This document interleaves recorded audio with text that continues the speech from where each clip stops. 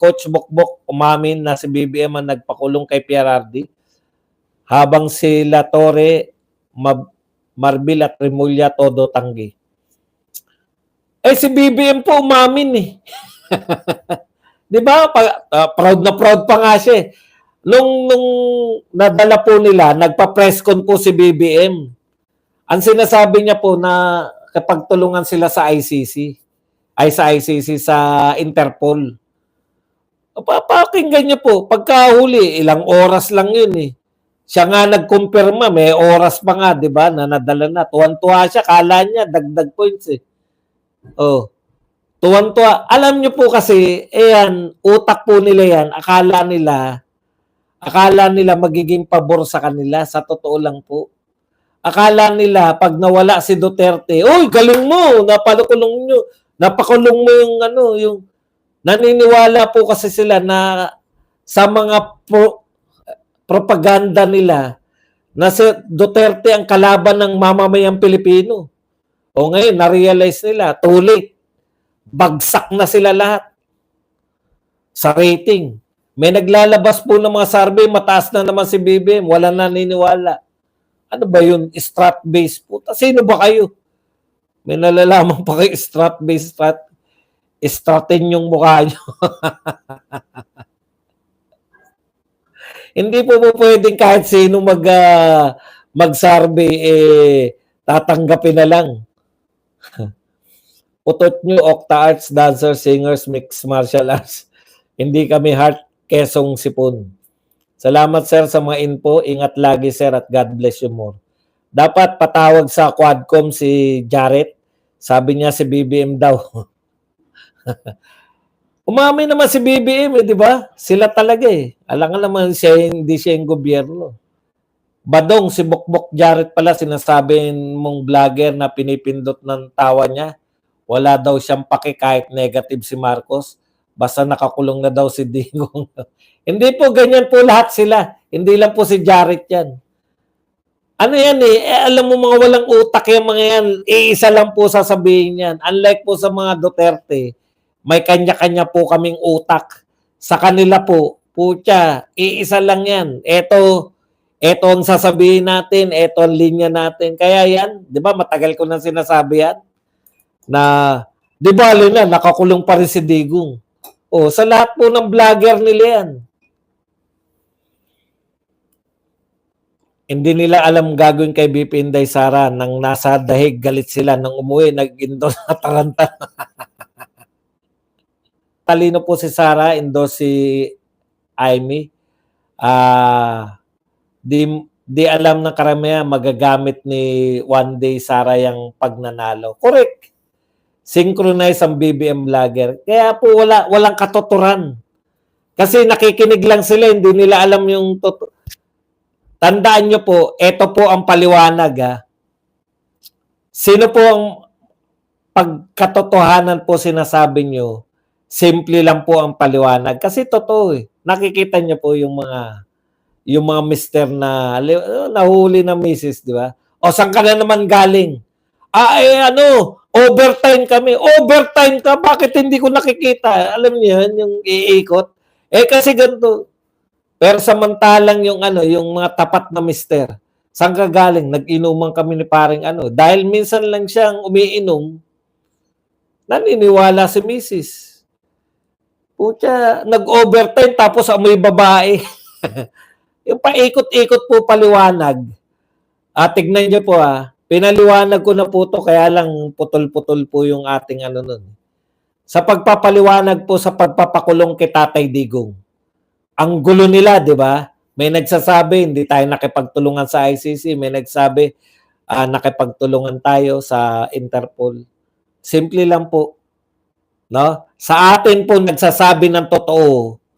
Si Tatay Digong umuwi ng Pilipinas, hinuli ni Torre, hindi dinaan sa korte ng Pilipinas, diniretso sa kahit papunta ng dahig. Kaya ang tawag natin dyan, kidnapping. Simpleng paliwanag. Mayroong pinagplanuhan nila para pagdating pa lang ni Tatay Digong, hindi na makabalik sa Davao, madala na. Yung mga nambobola, yung mga nagsisinungaling na paliwanag, paano po? Hindi tayo nakipagtulungan sa ICC. Pero nakipagtulungan tayo sa Interpol.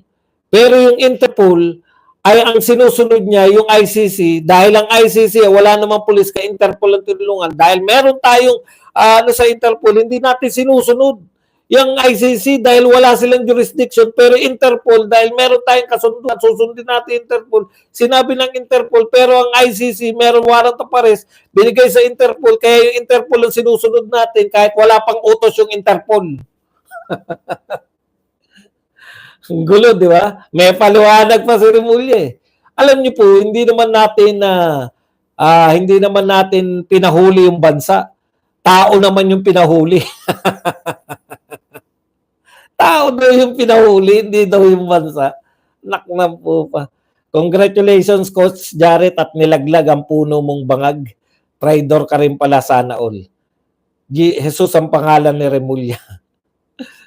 Sir Bad, sa inyong opinion, ang pag-endorso ba ni BP Sara kay Camille at Amy ay isang political strategy? Opo, lahat po yan, political strategy. Ano ba tawag mo riyan?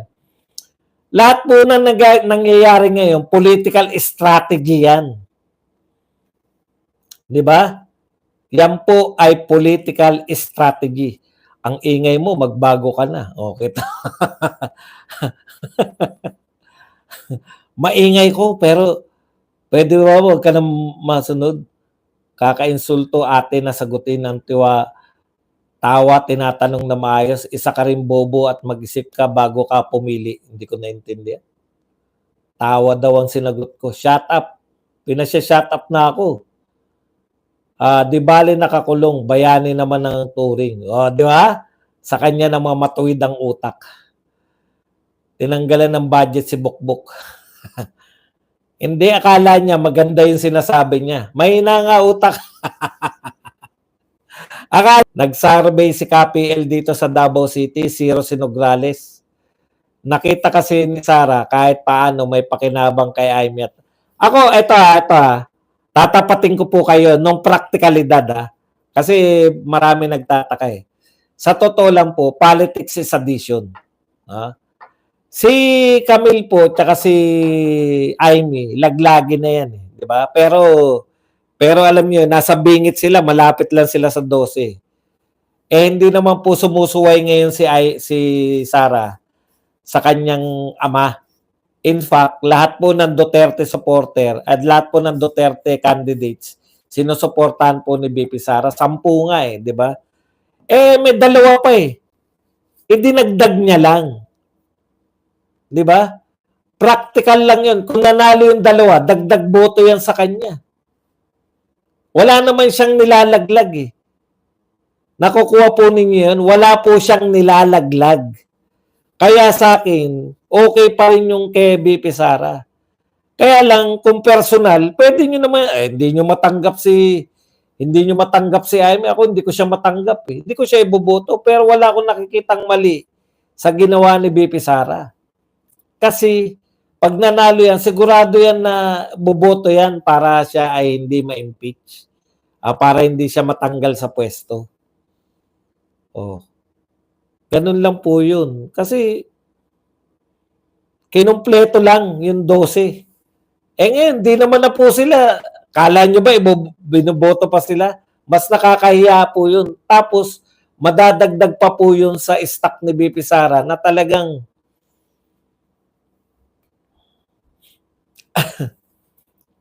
kaya po, wala po akong nakikitang problema. Very personal na lang yung sa akin. Sabi ko, hindi na ako boboto ng mga Marcos eh. Si Villar, boboto ko yan. Alam niyo po, tandaan nyo, tatakbo si Inday Sara sa 2028. Yung Villar po, pinakamayaman po yung si Manny Villar eh.